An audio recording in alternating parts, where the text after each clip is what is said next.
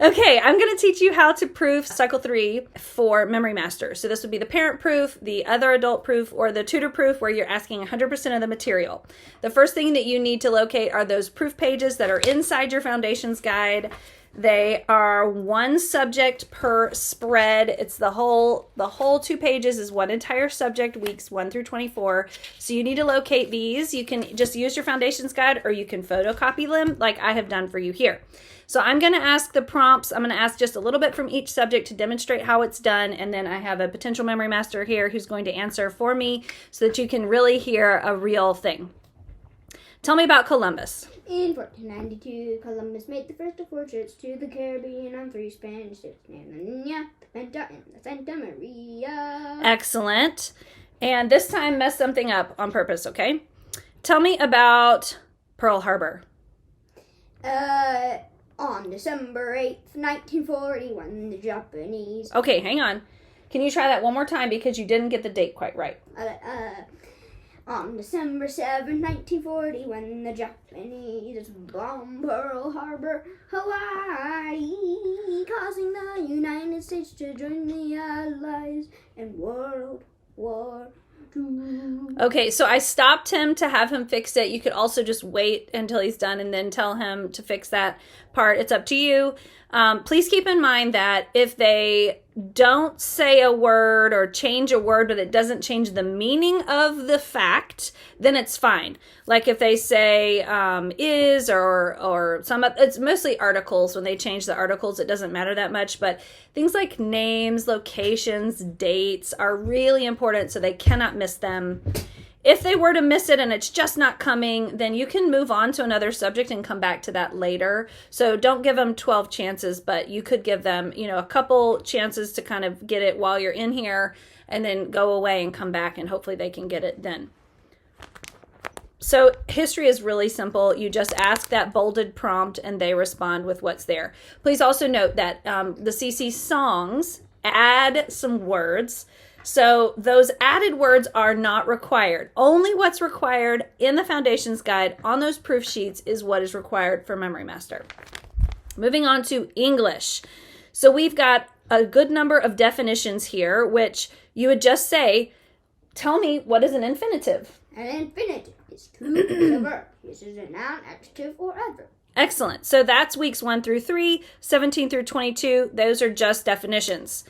Tell me the verb to raise. To raise. Raise, raises, raised, raising, raised. Excellent. So you see how on the left-hand side, it says infinitive, present participle, past participle. And he said the words that correspond to those titles, those words are in bold. So the words that are in bold here on the right-hand side are all that's required for these weeks 5 through 16. But they must be said in order because since they correspond with those words that they're not saying. So they have to be said in order. A lot of times lists for Memory Masters don't matter, but this list does. You must say it in order. And then for the 7 sentence patterns on week 24, they have to say the full word. I know that in Essentials, they say just the abbreviation like SVI, SVTDO, but for Foundations, they must say the full word. Moving on to Latin. So Latin's not weeks 9 through 11. Those are just definitions, basically. For instance, what are the Latin article rules? Latin has no transitions for articles. A, am, the. Excellent. So he doesn't have to say what's in parentheses here. Anytime that you see parentheses in the Foundations Guide, with the exception of some of those math formulas, they don't have to say what's inside the parentheses. So they're just going to say, you basically say what's in bold and they repeat what's in the box. And then for weeks 12 through 24, where it's John 1, 1 through 7 in English and in Latin, just ask them, tell me John 1, 1 through 7 in English and in Latin. And they will rattle it off, probably in English first, then in Latin. They could sing it because there's that great song. And that accomplishes that. And then for the vocabulary, here's what I recommend doing because they have to know English to Latin or Latin to English, both directions flawlessly. So here's what I like to do.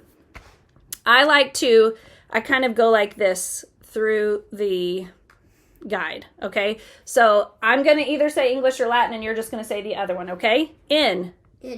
With. Abu. Per. By. Without. Sine. From. Of. Day. Et. And. That. Ut. Non. No. This. Hick. Hoke. Same. Good job. So, and on. So I'm not saying prepositions. You can do that, but they're not doing anything with that information. The way that you proof this part is that you say either the English and they give you the Latin, or you say the Latin and they give you the English. And you need to kind of mix those up throughout the whole way. So it's just, I find it easier to go like this with my finger, and that makes sure that I'm asking it both ways. Another thing you could do is you could ask all of week 1, all Latin, and they give you English, and then you flip-flop, you give them English, and then they give you Latin. Flip-flop it like that. You just need to make sure that for weeks 1 through 8, you're asking both, a smattering of both. Timeline. So you basically just say, sing me the timeline song. Now, this one, if they make a mistake, go ahead and stop. For heaven's sakes, don't wait to the end and tell them they messed up. So let's practice making a mistake. Okay, so start at early Native Americans and then make a mistake.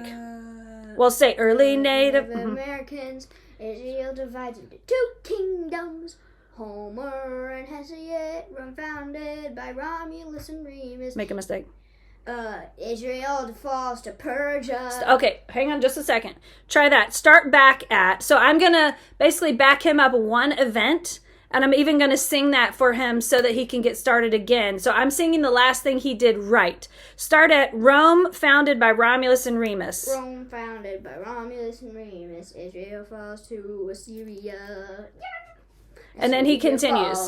So basically, you're going to, as soon as a kid messes up in the timeline, you're going to go ahead and kindly stop them and start them back at the last thing they said right. If that's not working, start them back at, a few ago and kind of sing it with them, and then stop before you get to where they messed up. Because we cannot prompt, you cannot get it going or give them a tune, but you can do the tune up to the point of their mistake.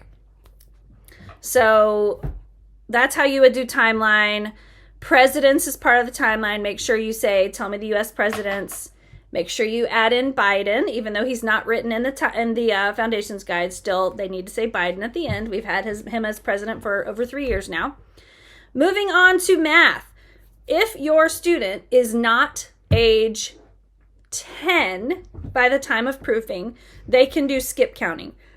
So the way you would do skip counting is you just say, tell me the ones.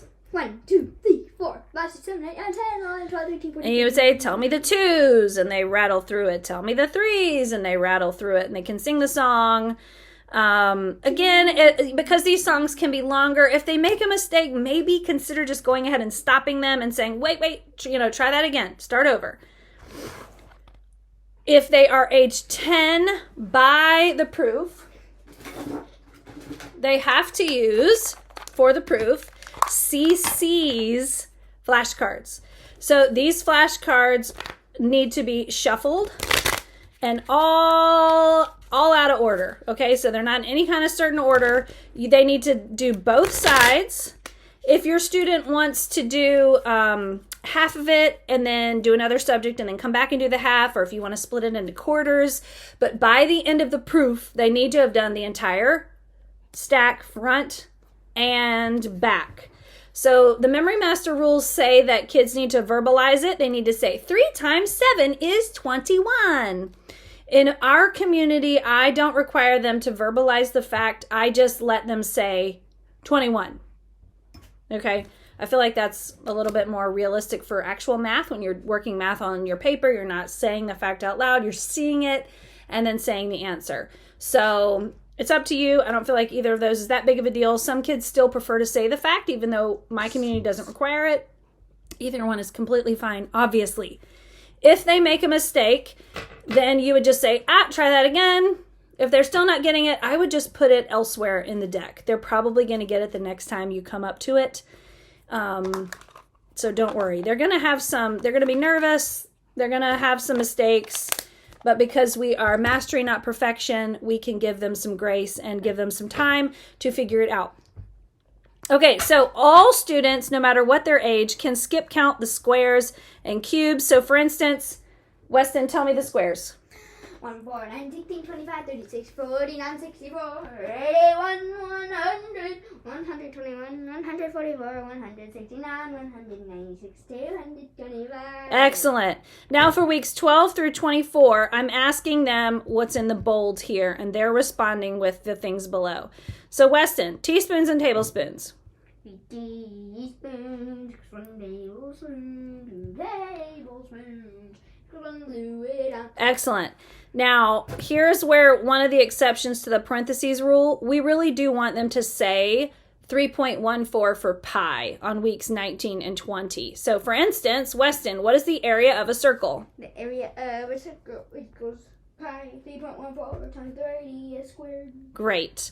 And obviously parentheses in the formulas is going to be very important. And so the way that you ask these is you say, Weston, tell me the commutative law. The commutative law for addition states A plus B equals B plus A. The commutative law for multiplication states A times B equals B times A. Excellent job. So you just ask each of those in the little gray box here that's bolded, and they reply with everything else. So if they forget one, you could say, what is the associative law for multiplication? Like if they give me addition and forgot multiplication, you just say, how about for multiplication? And they offer it. No problemo.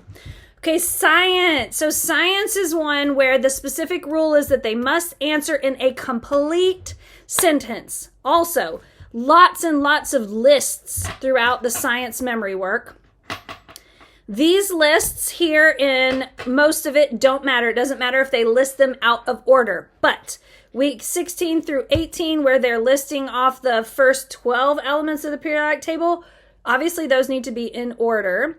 Hopefully they're saying 1 hydrogen H1, but they could still say hydrogen H1, helium He4, but as long as they're going in order, then they're getting the 12. So that order matters. The rest of the orders do not, but they do need to answer in a complete sentence. So we'll just do a couple to demonstrate. Weston, what are the 3 parts of the nervous system? 3 parts of the nervous system are brain, spinal cord, nerve. Great. And if they're talking too fast and you don't quite understand, you just need to say that again, but say it a little bit slower so that I can understand you. Because some of these kids know it so well that they talk really fast, and sometimes you can't understand them super well. So we've got some definitions in here that are very easy to do in a complete sentence. For instance, what is an element? An element is a basic chemical substance defined by its atomic number and atomic mass. Excellent job. Okay, Weston, what are the first 12 elements of the periodic table by number, element, symbol, and mass? The first 12 elements by number, symbol, element, and mass. 1, hydrogen, H1, 2, helium, He4, 3, lithium, Li7, 4, beryllium, Be9, 5, boron, B11, 6, carbon, C12, 7, nitrogen, N14, 8, oxygen, O16, 9, fluorine, F19, 10, neon, Ne20, 11, sodium, Na23, 12, magnesium, Mg24. Excellent, excellent, excellent. Again, if they mess up while they're doing it, just go ahead and stop them. You may mess up their cadence and they may have to start all the way over, but that's okay. Better to stop them than have them finish the whole thing and have to redo the entire thing. So, pretty easy. The last thing is geography. There's a few notes about geography, especially for cycle 3. So for weeks 1 through 10, we have states and capitals. So that is going to use this black line master map. These kids know this so well that I think it is very reasonable to just tell them, you may tell me all the states and capitals if you will bounce around the map. What I personally, as a director, do not want to see is I don't want to see them singing the song in order and telling me the places, because to me that just means what they've mastered is the song and a little bit of the location, but if I ask them something random, they probably don't know unless they sing the song up to that point. So I want them to show me that they're not depending on the song by bouncing around the map. So Why don't you show us how it's done? We're not going to do the whole thing, but show me some of, you got to come over here. Show me, you can bounce around and tell me the state and the capital, please. Augusta, Maine. Carson City, Nevada. Tallahassee, Florida. Let me see. Austin, Texas. Great. Okay, stop. So I have him marking, and that way we make sure that we hit all of them. But the other way that you're going to do it is the show me, tell me method. So, Weston, tell me what this is. Raleigh, North Carolina. Excellent. Show me Colorado. Colorado is what? Wait. When you point there, what do you say? Denver, Colorado. Denver, Colorado. So the student always offers the capital, always. So he said Denver, Colorado. When I said show me Colorado, he says Denver, Colorado. So that's how the 3 different ways you could do states and capitals. And now to the other map, which is the rest of the weeks. Weeks 11 through 24 are all our prominent features. And that's on this map here, this Blackline Master Map. So again, you could let the kid tell you what are all the places that you know. And let them offer them to you, because it's pretty impressive to basically have that information in your brain and be able to just rattle it all off. If they do that, and I meant to show you, while they were doing states and capitals, you have your little cheat sheet here. So I just copied the Foundations Guide, the colored version, and so I would be, as he's not singing the song, as he's jumping all over the map saying the capitals and states, I would be confirming here on my color one that he's correct. And if he does one wrong, I'd say, wait, try that one again.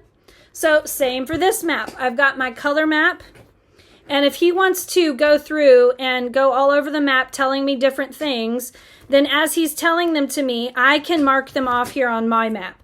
Can you please use a pencil and tell me whatever places you want? We won't do all of them. Mammoth Cave. Okay. O'Keefe and Okie Swamp. Okay. Go all over the map. Rocky Mountains. Yep. Mount Rainier. Yep. And San Andreas Fault. Yep.